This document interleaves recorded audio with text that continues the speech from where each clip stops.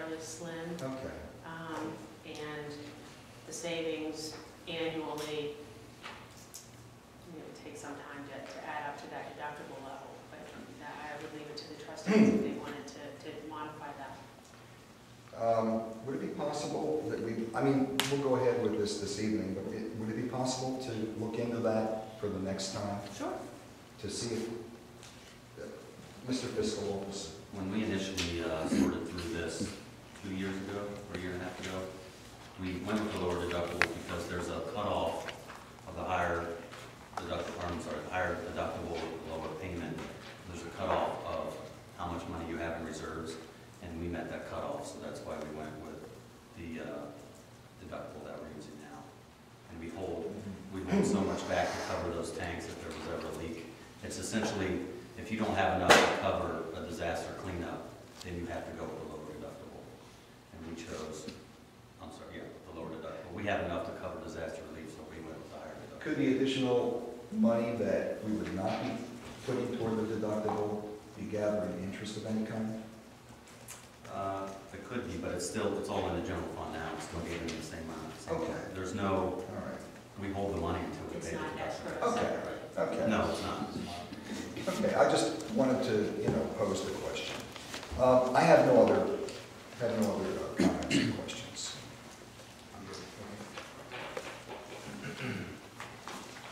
I move we authorize the issuance of a purchase order with Park Enterprise Construction Company in the amount of $1,800 to move the water line in the house at the corner of Vale Kenny Road and East Orange Road out of the construction area.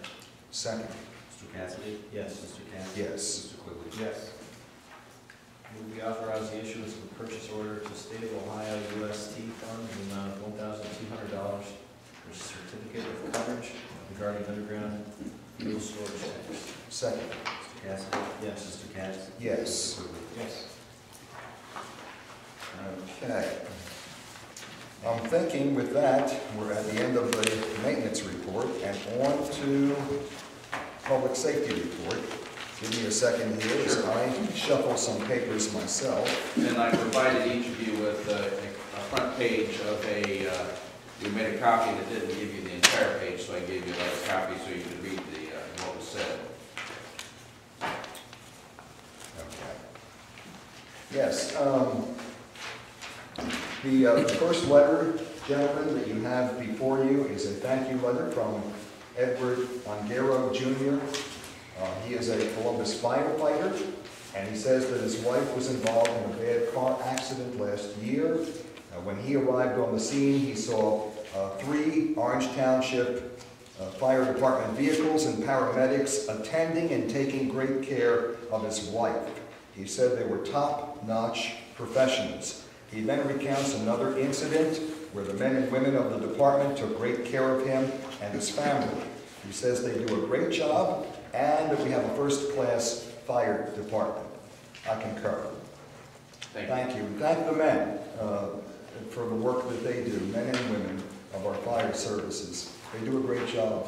Well, because of the training you allow us to do, and the people do a great job. The second letter, gentlemen, that you have before you is from our U.S. Representative, Pat Teaberry, and he writes, Dear Chief Stewart, thank you for taking the time to visit with me today. It was great to see you. And I'll let you elaborate, if you care to, about your trip to Washington. I look forward to working with you and the Ohio Fire Chiefs Association on upcoming issues, both in Washington and in Central Ohio. Please let me know of ways I can be of further help on the upcoming issues. Thank you again for stopping by my office.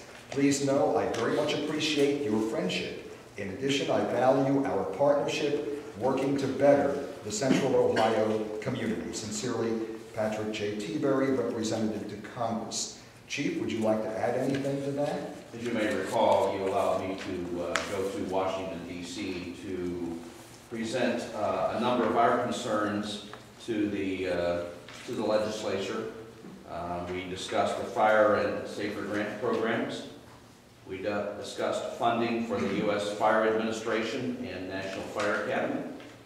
We discussed Protecting America's Workers Act, and we discussed creation of a nationwide public safety broadband network, and also a federal taxation of volunteer incentives and tax incentives for retrofit of fire sprinkler systems. We were able to talk to John Bocherry personally, Congressman Jim Jordan, Patrick T-Berry, Steve Driehaus, Zach Space. We met with each of those people personally, the three of us, and had a good conversation, and were able to interact and give them the concerns of Ohio and the firefighters' concerns. Thank you for the opportunity. Very good, you're welcome. Yeah. The third letter that we have here is from Jill McCambridge. And again, it's short, so I'll read it. It's the only reason I am reading it, because they are short. It says, last Friday morning, on May 7th, your department responded to a 911 call from my mother or my father at the Walker Group condominiums. My father's heart had gone into VTAC and was beating up to 300 beats per minute. The emergency responders quickly arrived to assess the situation. They were unable to secure an well, it goes on and on. But the point is that she says, had the emergency team not acted so quickly, I would have lost my father that day. And my mother would have lost